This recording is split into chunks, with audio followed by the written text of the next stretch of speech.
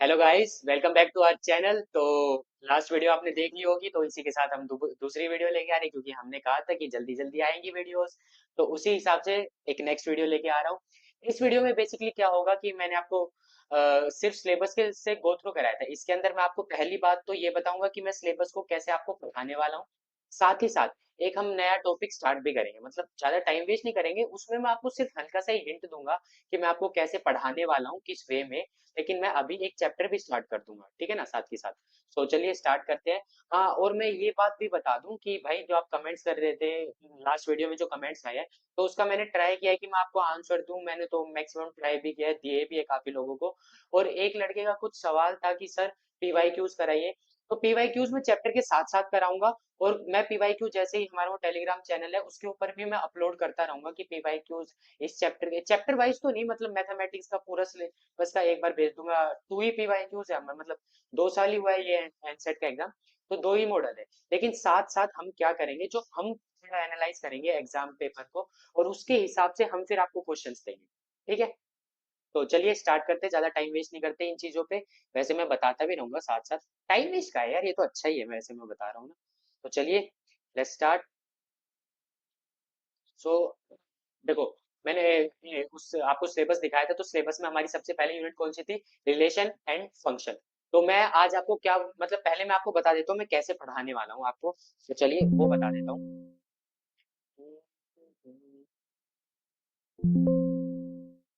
तो बेसिकली मैं आपको कैसे पढ़ाऊंगा, आपको पता ही होगा कि हमारे सबसे मैं आपको सबसे पहले तो, क्योंकि अभी हमारा हम बस सेटअप ही कर रहे हैं ये चैनल, तो अभी हमें भी थोड़ा सा टाइम चाहिए, हमें भी मतलब वे अपनी लय पकड़नी है इस चीज के अंदर, आप कह सकते हो कि हमें भी थोड़ा रिदम में आना है। कि तो इसीलिए मैं सबसे पहले आपको थोड़े ऐसे चैप्टर कराऊंगा जो इजी है, ठीक है, और जिससे मेरी भी रिदम बन जाए और आपकी भी रिदम बन जाए पढ़ने के अंदर। तो सबसे पहले तो मैं आपको यही कराऊंगा। Unit first, relation and function. ठीक है। यूनिट फंक्शन मतलब इस पहला चैप्टर भी कराऊंगा और दूसरा चैप्टर भी कराऊंगा। तो ये मैं आपको मोस्ट प्रोबेबली मैं आपकी 4 क्लासेस के अंदर, यानी 4 क्लासेस में मैं आपकी खत्म करने के ट्राई करूंगा ये दोनों चैप्टर ही। क्योंकि आपको भी पता है पेपर जल्दी पास आ रहा है। तो जितना जल्दी हो सके हमें उतना जल्दी सिलेबस को कवर करना है। तो और उसके बाद मैं सबसे पहले आपको पढ़ाऊंगा यूनिट फर्स्ट के बाद कैलकुलस वाला पार्ट, क्योंकि कैलकुलस वाली आपने यूनिट देखी होगी। तो वो कराऊंगा सबसे पहले। ठीक है। उसके बाद मैं मैट्रिक्स एंड डिटर्मिनेंट कराऊंगा। मैट्रिक्स एंड डिटरमिनेंट यानी अलजेब्रा वाली। ठीक है। और उसके कैलकुलस मेनली मेरा फोकस रहेगा कैलकुलस पे ही और मैट्रिक्स एंड डिटरमिनेंट्स पे ही, क्योंकि ये सबसे ज्यादा मार्क्स कैरी करते हैं आपके एनसेट के मैथमेटिक्स एग्जाम के अंदर। उसके बाद मैं कहीं आपको ये प्रोबेबिलिटी कराऊंगा, क्योंकि प्रोबेबिलिटी से भी आ जाते हैं, और 3D वगैरह उसके बाद मतलब हम देख लेंगे हमें किस हिसाब में चलना है उसके उस पर्टिकुलर टाइम के हिसाब से।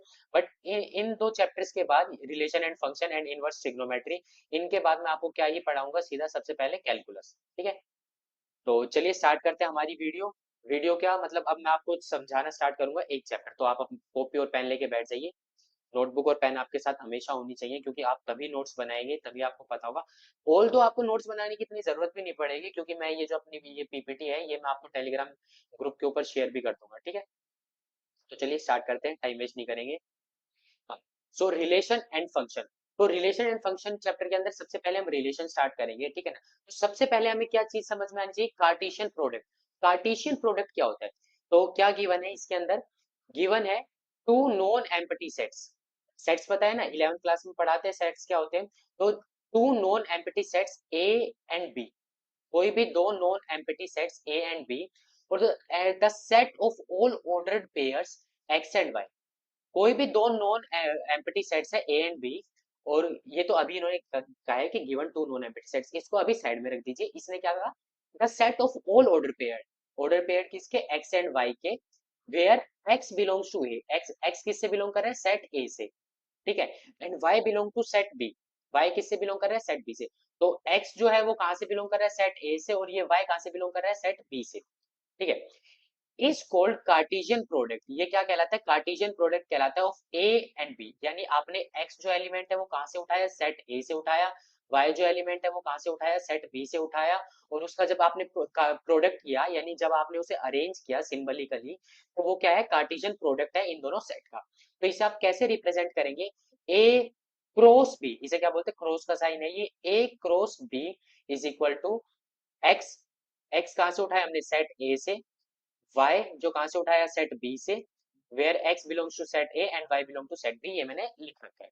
ठीक है, तो ये सबसे पहले है कार्टेशियन प्रोडक्ट क्या होता है, मैंने आपको समझाया, आई होप कि आपको समझ में आया वो कार्टेशियन प्रोडक्ट क्या है। कार्टेशियन प्रोडक्ट आप बोलोगे सर ये इसके अंदर एक टर्म आई थी ऑर्डर्ड पेयर, पहले ये तो बताओ ऑर्डर्ड पेयर क्या है, ये भी बताएंगे, लेकिन उससे पहले आप ये देखिए कि मान लो एक सेट ए है, उसके अंदर पी एलिमेंट्स है, कितने एलिमेंट्स है पी, और सेट बी है उसके अंदर कितने एलिमेंट्स है क्यू एलिमेंट्स, तो एक रोज बी में कितने हो जाएंगे, पी इंटू क्यू एलिमेंट्स हो जाएंगे, कैसे हो जाएंगे, तो चलो चेक कर लेते हैं।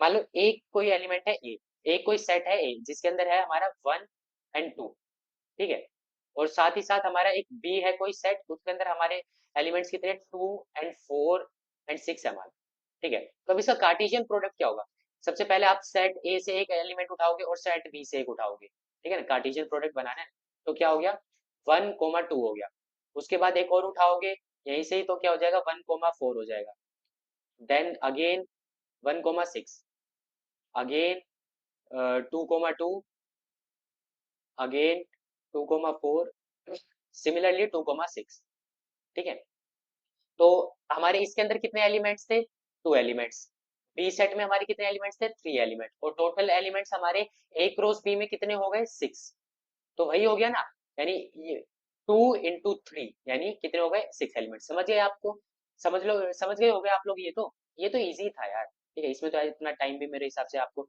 ये तो आपको पहले ही बोल देना चाहिए था सर ये तो हमने पढ़ा ही था, ये क्या पढ़ा रहे हो आप, बट मैं तो आपको बेसिक से पढ़ाऊंगा ना, बिकॉज मैं रिस्क नहीं ले सकता, क्या पता भाई एक को तो सब कुछ आता हो एक को नहीं आता हो, तो मैं उस एक स्टूडेंट को भी नहीं छोड़ सकता, क्योंकि मेरा मेरा क्या मोटिव है, मेरा मोटिव है मैं जिसको भी पढ़ा रहा हूँ उसको बिल्कुल बेसिक से आता हो, और वो पेपर में बैठे तो उससे हर क्वेश्चन सोल्व हो, और वो एनसेट का एग्जाम क्रैक करे विद गुड मार्क्स, ठीक है ना, तो मेरा तो यही मोटिव है, तो मैं उसके लिए मैं आपको ऐसा थोड़ी ना कर सकता हूँ कि यार एक बंदे का लेवल अच्छा है तो मैं उसे तो जल्दी जल्दी पढ़ा दूं, पर दूसरा बच्चा तो सफर करेगा, सो आई कांट डू दैट, हाँ, सो इसी के साथ चलिए नेक्स्ट स्लाइड पे चलते हैं। अब ऑर्डर पेयर क्या था सर, वो तो वही बता रहे हैं हम, ऑर्डर्ड पेयर क्या है, ordered pair is a pair of element, क्या है, पेयर है एलिमेंट का दैट आर लिस्टेड, लिस्टेड है in specific order, specific order क्या है, वो टिपिकली रिटर्न इन ब्रैकेट में ए कोमा बी, जिसमें से ए जो है इज द फर्स्ट एलिमेंट और बी जो है वो कौन सा एलिमेंट है, सेकंड एलिमेंट।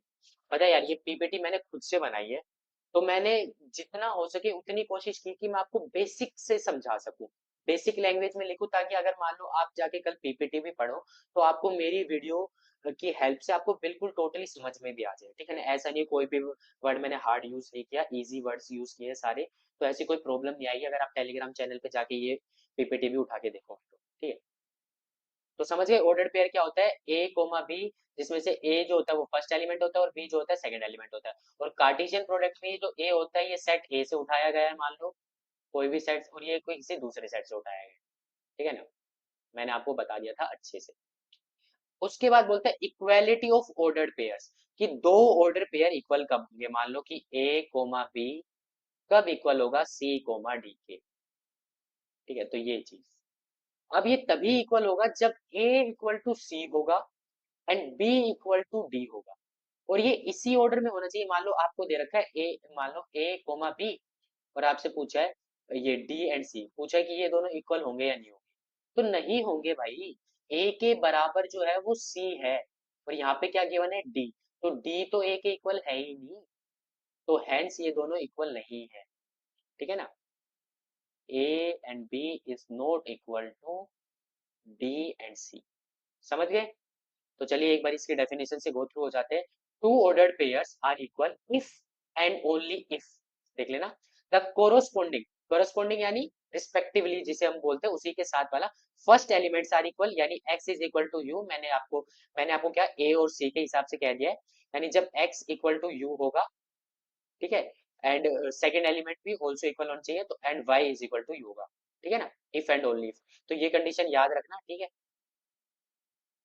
चलिए समझ में आ गया, आई होप आपको आया होगा, इसी के साथ नेक्स्ट टॉपिक पे चलते हैं, टॉपिक तो वही चल रहा है, नेक्स्ट पार्ट पे चलते हैं, अब आ गया रिलेशन, सो अब हमारा चैप्टर अल्टीमेटली स्टार्ट हुआ है, वो तो क्या था बेसिक था, आपको पता होना चाहिए कि भाई रिलेशन में क्या क्या चीजें यूज होती है, तो सबसे पहले क्या बोलता है, R relation R from set A to set B is a subset of Cartesian product of A cross B obtained by describing a relationship between first element cross and the second element y of the ordered pair in A cross B। अब देखो चलो, नहीं आया समझ sir, नहीं आया समझ, तो चलिए ये समझाते हैं आपको। मान लो फॉर एग्जांपल ये आपका कोई सेट ए है, जैसे मान लो हमारा सेट ए जो है, आई होप कि अब की बार आपको दिख रहा होगा, क्योंकि लास्ट वीडियो में बच्चे की कमेंट आए थे कि सर मतलब आप जो लिखते हो वो दिख नहीं रहा, तो मैंने थोड़ा डार्क लिखने की कोशिश की अब की बार। तो सेट ए मान लो हमारे 1 और 2, ठीक है, और इसी के साथ हमारा जो सेट बी है वो है हमारा मान लो 3 और 4 और 5 और 6, ठीक है। तो मान लो इसका कार्टेशियन प्रोडक्ट तो क्या हो जाएगा, 1,3, 1,4, 1,5, 1,6 एंड सिमिलरली 2,3, 2,4, 2,5 एंड 2,6। ये तो क्या है, इसका कार्टेशियन प्रोडक्ट है, ए क्रॉस बी है ये तो, ठीक है। बट अब इसके ऊपर हम कुछ रिलेशन लगा देते हैं। मान लो क्या रिलेशन लगाया कि जो x है that is equal to twice, नहीं नहीं नहीं, मान लो y जो है, इसे कट करते हैं अभी, मान लो y is equal to twice of x, twice लिख दिया, थ्राइस लिख दिया, थ्राइस लिख देते हैं, मान लो थ्राइस ऑफ x, ठीक है। अगर हम x से कुछ भी उठाते हैं, ये हमने एक रिलेशन की मतलब वो दे दिया हमने, इसे कंडीशन दे दी एक रिलेशन को सेट ए और सेट बी में, where x belong to set A and y belong to set B, ठीक है। ये हमने कंडीशन दे दी है इसको, और ठीक है, तो इसके हिसाब से हमें एक रिलेशन बनाना है अभी सेट ए और सेट बी के अंदर, ठीक है। तो मान लो हमारे, इसे हम थोड़ा इस फॉर्म में लिख देते ताकि आपको थोड़ा इंटरेस्टिंग लगे। 1 और 2, ओ क्या बन गया ये, इरेज करना पड़ेगा ये तो।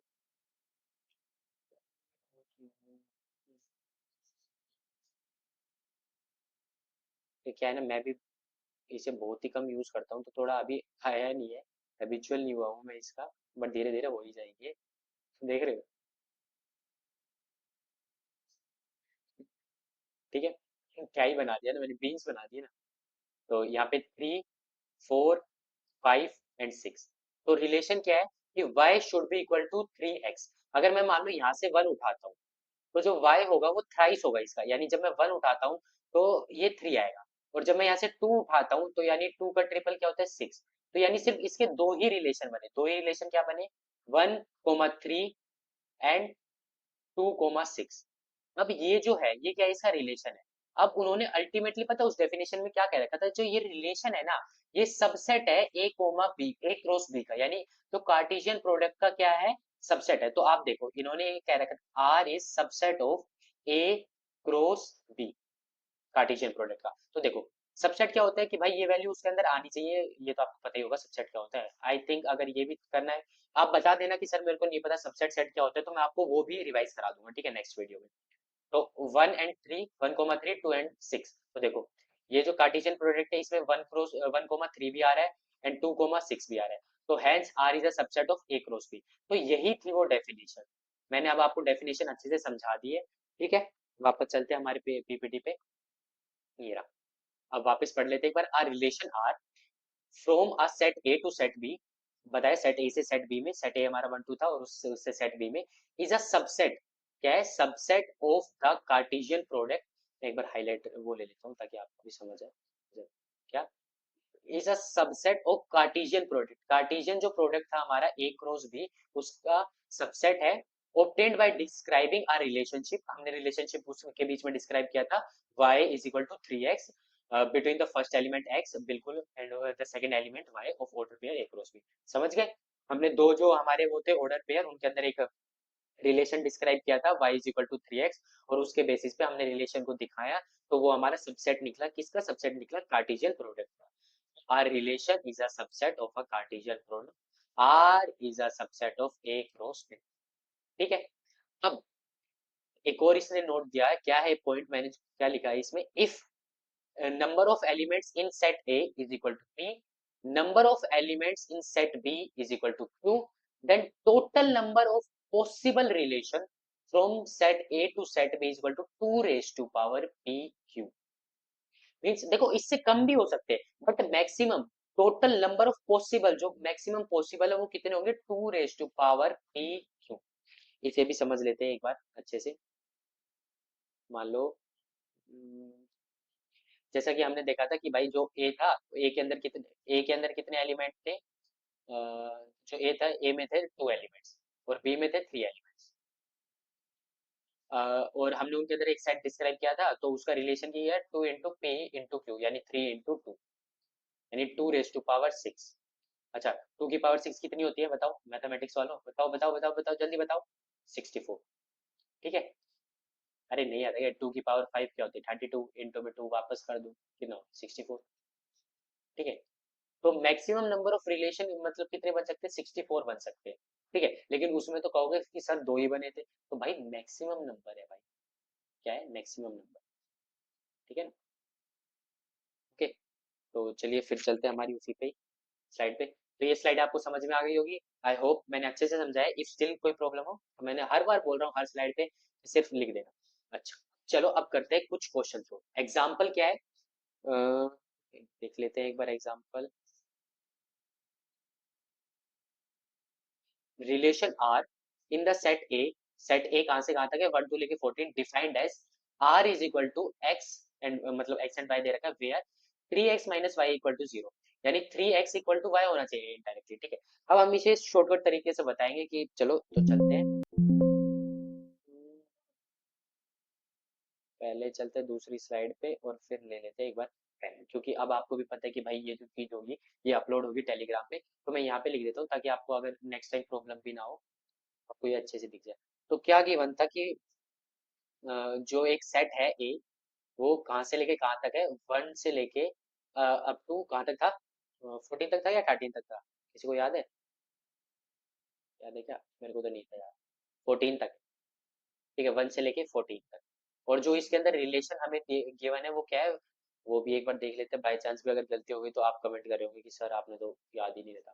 3x - y = 0, क्या था, 3x - y = 0, ये एक रिलेशन है इन दोनों के बीच में।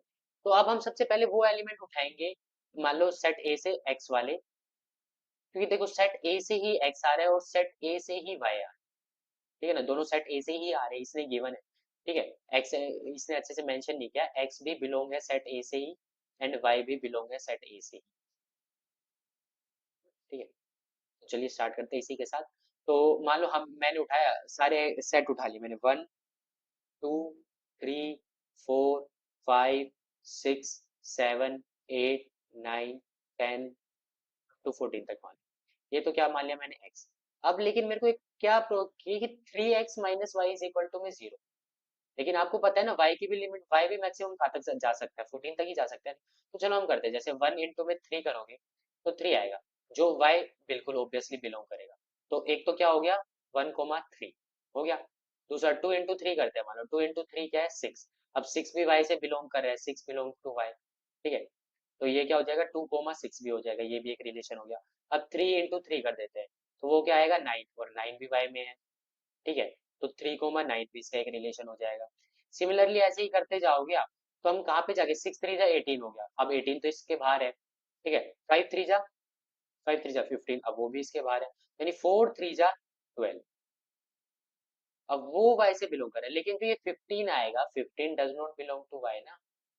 तो इस हम 15 को मतलब ये जो आएगा हमारा 5 × 15, 5, 15, ये तो है ही नहीं सेट, ये तो रिलेशन को सेटिस्फाई ही नहीं कर रहा।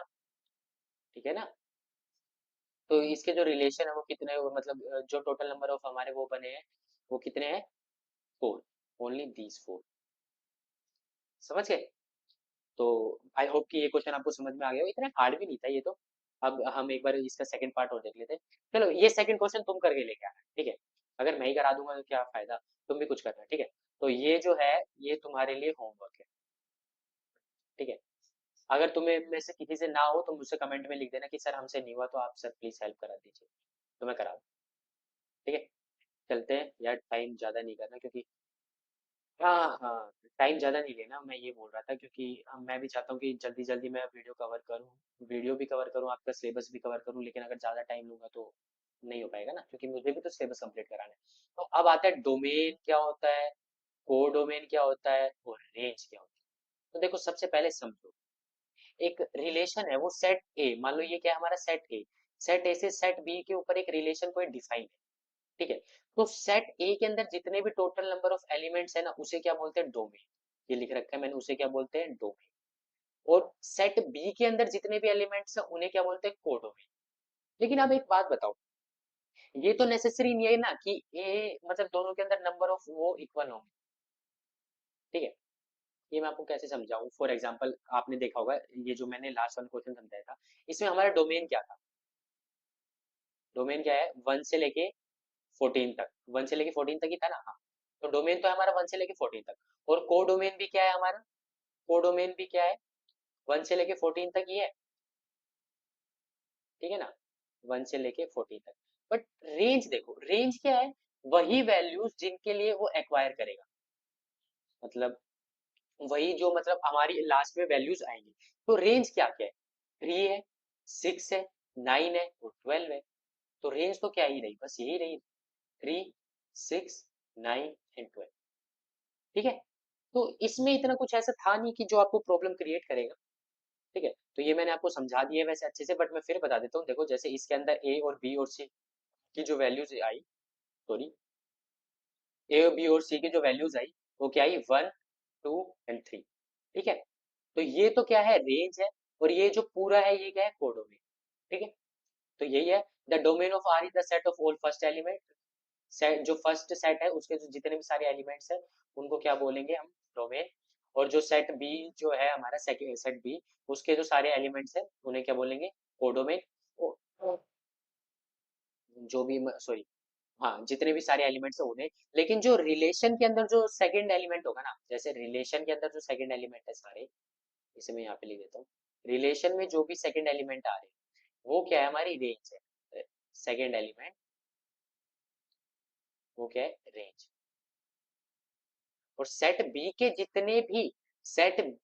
जितने भी ये जो है, ये कोडोमेन। लेकिन इनमें से वो जो रिलेशन के उसमें सेकंड एलिमेंट आ रहे हैं वो क्या है, रेंज, ठीक है। तो अब आते हैं टाइप ऑफ रिलेशन। देखो आपने देखा होगा कि आपके सिलेबस में बस यही लिख रखे थे। तो इनको समझने से पहले, कि टाइप ऑफ रिलेशन को समझने से पहले आपको सबसे पहले क्या समझना था कि रिलेशन होता क्या है, ठीक है ना। तो मैंने बेसिकली वही समझाने की आपको कोशिश करी है कि रिलेशन होते क्या है, टाइप्स ऑफ रिलेशन वगैरह। अब मैं तभी आपको टाइप्स ऑफ रिलेशन में समझा जाऊंगा, तब आपको पता होगा ऑलरेडी कि रिलेशन होता क्या है। तो ठीक है, तो अभी मैं एक बार इसे थोड़ा एडजस्ट कर लेता हूँ कि नीचे इसे रख के चलाने में थोड़ी प्रॉब्लम हो रही थी। तो चलिए स्टार्ट करते हैं। सबसे पहले हमारा क्या है, रिफ्लेक्सिव। रिफ्लेक्सिव क्या होता है, तो सबसे पहले मैं आपको यहाँ पे बता देता हूँ रिफ्लेक्सिव क्या है। मान लो डेफिनेशन पढ़ने से पहले भी मैं बता दूँ, तो एक सेट है, ठीक है, उसके कुछ एलिमेंट्स है जो भी है, मान लो सेट ए ले लिया, सेट बी ले लिया, जो भी, ठीक है। इफ ए मतलब वो ऐसे एग्जिस्ट करे कि ए कोमा ए, क्या हो रहा है, मुझे ऐसे ही पढ़ा, सॉरी सॉरी, थोड़ी डिस्टरबेंस के लिए sorry. A comma A, B comma B, C comma C, ये ऐसे एग्जिस्ट कर रहा है जब A B, B B and C, ये जो तीनों है ये बिलोंग करे होंगे एक सेट से जो है ए, ठीक है। रिले अब देखो डेफिनेशन पढ़ते हैं, आपको नहीं आया होगा समझ, तो चलो पढ़ाते हैं। A relation R in set A is called reflexive. एक रिलेशन आर सेट ए पे रिफ्लेक्सिव तब बोला जाएगा if A comma A belongs to R. एक ऐसा रिलेशन लगाया जिससे कि जो आया वो ए कोमा ए ही आ गया, ठीक है। For every A belongs to set A, ठीक है ना। अब फॉर एग्जांपल चलो मैं इसका एक आपको एग्जांपल देता हूँ, इसी के साथ फिर ये एग्जांपल भी आप अभी समझ जाओगे, ठीक है। मान लो एक सेट दे दिया मैंने आपको, यहीं पे लिख देता हूँ, एक सेट दे दिया मैंने आपको जिसके अंदर के एलिमेंट है आपके ए बी एंड सी। तो ये रिफ्लेक्सिव तभी होगा तब इस पे हमने कुछ रिलेशन लगाया और उसके बाद ये तीन एलिमेंट तो श्योरली एग्जिस्ट करे, A comma A, B comma B and C comma C. इनके अलावा कोई एग्जिस्ट कर जाएगा नो प्रॉब्लम, बट ये तीनों एग्जिस्ट श्योरली होने चाहिए क्योंकि ए बी एंड सी तीनों सेट ए से बिलोंग करे। फॉर एवरी, ये पॉइंट बहुत मेन है, for every, each and every A belongs to it. तो इसी के साथ हम एक बार ये एग्जांपल देख लेते हैं। Show that the relation R in the set 1, 2, 3 क्या मतलब एक सेट था ये 1, 2, 3, इस पे कोई हमने रिलेशन लगाया, उससे ये वैल्यूज आई 1, 1, 2, 2, 3, 1, 2 एंड 2, 3। अब वो sorry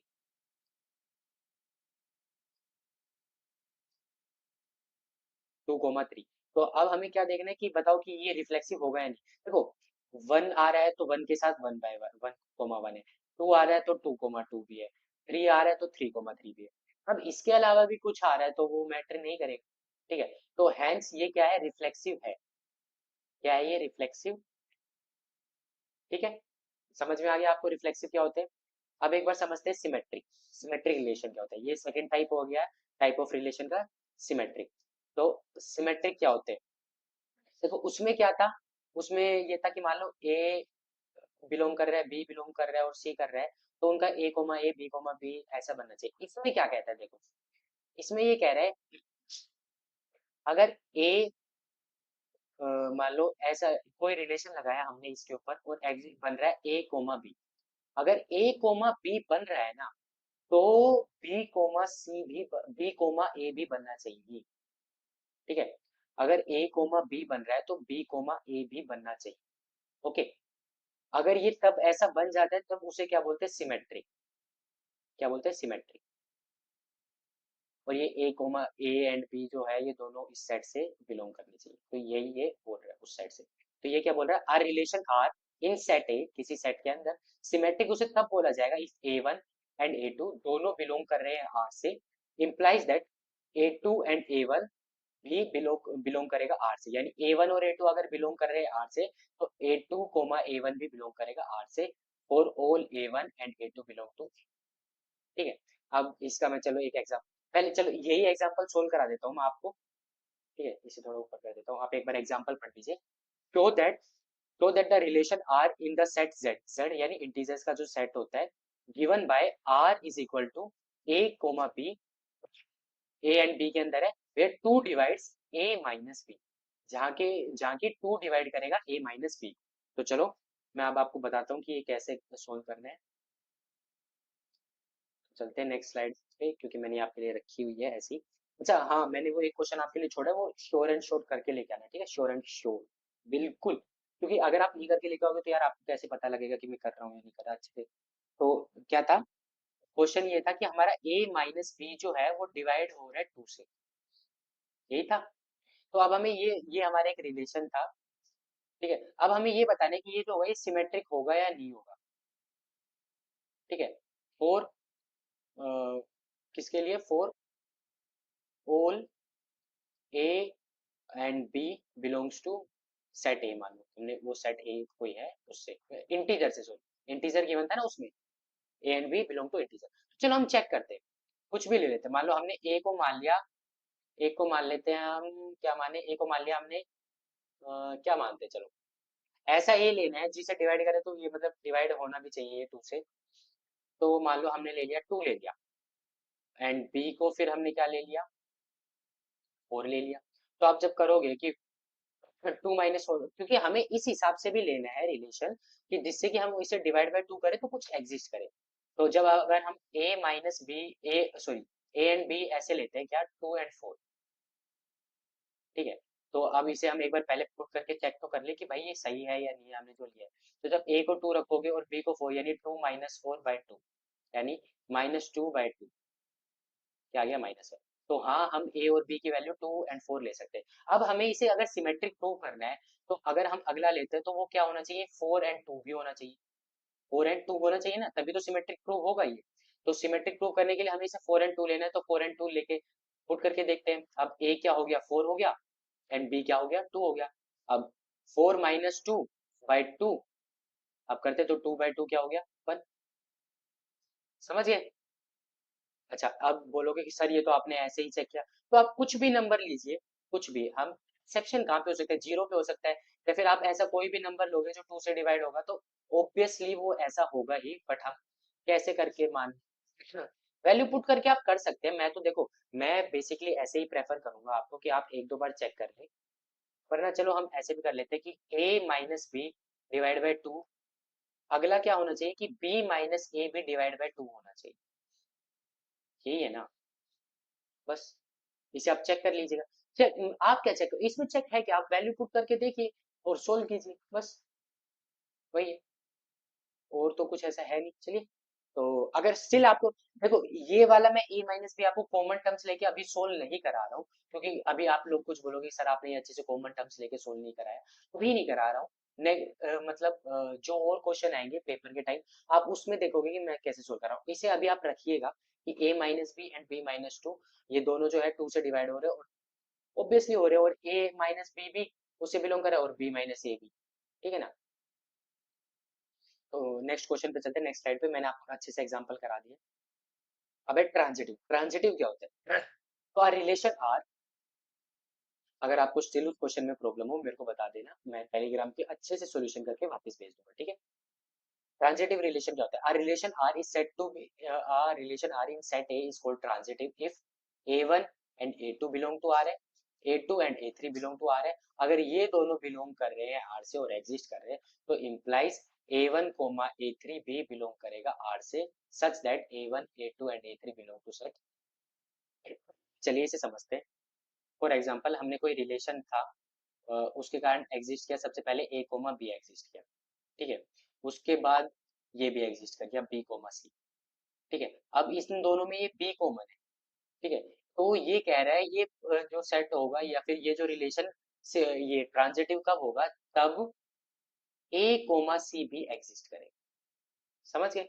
where where A comma B comma C belong to that set, उस सेट को हम ए मान लेते हैं, समझ गए? तो वही है। अब क्या करना है, show that the relation R, इसको हम प्रूव करके दिखाएंगे अभी आपको कि ये सिमेट्रिक कैसे। चलिए स्टार्ट करें, तो प्रूव करते हैं सिमेट्रिक। तो ये क्या कह रहा है, A is less than and equal to B, और एक बार वापस देख लेते हैं क्या था। हाँ, show that the relation R defined as R is equal to A and B such that A is less than, तो मतलब जो भी हम एक्स इसमें लेंगे, जो भी मतलब हमारा फर्स्ट एलिमेंट होगा ऑर्डर पेयर का, that should be less then second order, ये कंडीशन थी। चलो हम कुछ भी लेके देखते हैं। फॉर एग्जाम्पल मैंने लिया कि x कोमा वाई ले लिया, तो मैंने इसमें लिखा कि x जो है वो लेस देन है y से, ठीक है। दूसरा मैंने ले लिया, क्या लेता हूँ मैं, मान लो मैंने ले लिया, अब ऐसा लेता हूँ क्योंकि मैं मुझे ऐसा लेना, मैंने ले लिया y एंड z, ठीक है। एक ये ऑर्डर पेयर ले लिया, एक मैंने ये ले लिया। अब इसमें मेरे को मैंने क्या गिवन किया कि जो y है वो लेस देन है z से। तो अब मैं चाहता हूँ, मेरे को अभी अगर ये दिखाना है कि जो है ये ट्रांजिटिव है, तो मेरे को क्या दिखाना पड़ेगा कि एक्स जेड भी एग्जिस्ट करते हैं। तो एक्स जेड ऑब्वियसली एग्जिस्ट करेगा। अब प्रूव कैसे करते हैं वो देखो। जब एक्स जो है एक्स लेस देन वाई है and Y less than Z, तो ultimately X less than Z हो गया। तो इसने कंडीशन को सेटिस्फाई कर दिया या नहीं कर दिया? कर दिया। तो बस यही था कि इसने कंडीशन को सेटिस्फाई कर दिया, हेंस इट इज सिमेट्रिक। मैंने प्रूव कर दिया ना आपके सामने कि भाई एक्स और जेड ही एग्जिस्ट करना चाहिए था, तो वो मैंने करके दिखा दिया, ठीक है। तो इसी के साथ चलते हैं अपनी नेक्स्ट स्लाइड पे। अब आता है सबसे मेन कि लास्ट यानी फोर्थ वाला, कि व्हाट इज इक्विवेलेंस रिलेशन, ठीक है। तो इक्विवेलेंस समझना अच्छे से आप लोग। इक्विवेलेंस में क्या होता है? इक्विवेलेंस रिलेशन वो रिलेशन होता है जो सिमेट्रिक भी हो, ट्रांजिटिव भी हो एंड रिफ्लेक्सिव भी हो, ठीक है। मैंने शॉर्ट फॉर्म में लिख दिया, आप समझ ही जाओगे इतना तो। तो ये जो भी मतलब ये तीनों कंडीशन अगर सेटिस्फाई करेगा, तो वो जो होगा वो रिलेशन क्या होगा? इक्विवेलेंस रिलेशन होगा। अब इसे हम इसी पे ही प्रूव करके दिखाएंगे, लास्ट क्वेश्चन जिस पे हमने इसे ट्रांजिटिव प्रूव किया है। तो हमने ट्रांजिटिव तो प्रूव ही कर दिया था, तो अब हम बस इसे क्या प्रूव करके दिखाएंगे कि रिफ्लेक्सिव है या नहीं है, और ये सिमेट्रिक है या नहीं, ठीक है। चलिए प्रूव करते हैं। तो कंडीशन क्या थी कि अगर A must be less than B होना, less than and equal to B होना चाहिए जब ए और बी अगर एग्जिस्ट कर रहे हैं तो, ठीक है। तो मान लो अब मैं ये कहता हूँ कि मैंने एग्जिस्ट करा दिया ए कोमा ए, ठीक है। तो अब ये एग्जिस्ट होगा या नहीं होगा? क्यों नहीं होगा भाई? होगा, ऑब्वियसली होगा, क्योंकि A is less than equal to, क्योंकि भाई ए इक्वल टू ए तो है, ऑब्वियसली। अगर मान लो बी भी एग्जिस्ट कर रहा है तो बी कोमा बी भी कर जाएगा, क्यों? क्योंकि B is less than equal to B है कि नहीं? यानी B is equal to B है, तो यानी ये क्या है? ये रिफ्लेक्सिव तो है। रिफ्लेक्सिव है ये। अब उसके बाद हमें क्या दिखाना है कि सिमेट्रिक है या नहीं। तो सिमेट्रिक में हम क्या प्रूव करते थे, पहले मैं लिख देता हूँ एक बार ये सिमेट्रिक, क्योंकि आप बाद में पढ़ो तो आपको पता होना चाहिए। सिमेट्रिक में हम ये दिखाते थे कि अगर ए कोमा बी एग्जिस्ट कर रहा है तो बी कोमा ए भी एग्जिस्ट करना चाहिए, ये दिखाते थे। तो अब देखो, अगर हम लेते हैं क्या था, अगर हमने कोई ऐसा एलिमेंट ले लिया ए एंड बी, अब इसके हिसाब से क्या होगा, A must be less than and equal to B, ठीक है, and B must be less than and equal to A. तो ये कब पॉसिबल है, ये कंडीशन कब हो सकती है, जब A must be equal to B हो, तभी हो सकती है। यानी ये कब होगा, तब ए कोमा ए होगा एंड बी कोमा बी ही होगा। यानी फोर रिफ्लेक्ट, जब हम यही लेंगे ए एंड ए, तभी ये पॉसिबल है। ऐसे नहीं हो सकता कि अगर तब ए और बी डिफरेंट डिफरेंट है, तब ऐसा नहीं हो पाएगा, क्योंकि अब आपको चेंज करना पड़ रहा है ना। तो यानी किस कंडीशन में ये सिमेट्रिक है, तब ये रिफ्लेक्सिव है ना। और रिफ्लेक्सिव में भी कब, जब सिर्फ इन्हीं के लिए एग्जिस्ट हो रहा है, कि मान लो A and A, B and B, अगर आप इसे रिलेशन के अंदर अगर आप ए एंड बी लोगे तो ये नहीं है सिमेट्रिक, ठीक है, समझ गए। क्योंकि आपको मैंने बताया ना, मान लो ए, तो इस ये क्या कह रहा है कि A must be less than N equal to B, और ये भी एग्जिस्ट कर रहा है, क्योंकि सिमेट्रिक में ये भी एग्जिस्ट करना चाहिए, तो B less than N equal to. तो ये दोनों इक्वेशन साइमल्टेनियसली कब एग्जिस्ट कर सकती है, जब ये दोनों क्या हो, इक्वल, ठीक है, यानी A must be equal to B. समझ गए, आई होप आप समझ गए होंगे। तो आई गेस इसी के साथ हमारे ये जो रिलेशन वाला पार्ट हो गया है कंप्लीट। अब मैं आपको बता देता हूँ, रिलेशन एंड फंक्शन था चैप्टर का नाम, तो बट मैंने अभी आपको सिर्फ रिलेशन रिलेशन कंप्लीट कराया है, फंक्शन भी इसका आएगा। फंक्शन मैं नेक्स्ट वीडियो में लेके आऊंगा, मैं नहीं चाहता कि वीडियो ज्यादा लंबी हो जाए। अब आप लोग बोलोगे कि सर आपने पढ़ा तो दिया, बट क्वेश्चंस पीवाई क्यूज, तो पीवाई क्यूज तो मैं ये बोल रहा हूँ, पीवाई क्यूज में मेनली बात तो ये कि एनसेट का 2 टाइम, मतलब इसका क्या हुआ है क्वेश्चन, मतलब लिख देता हूँ मैं, कि 2 ही बार ये इसका पेपर हुआ है, और उसके अंदर मैंने देखा है कि रिलेशन से कोई भी क्वेश्चन नहीं आया, बट स्टिल हम रिस्क नहीं लेना चाहेंगे।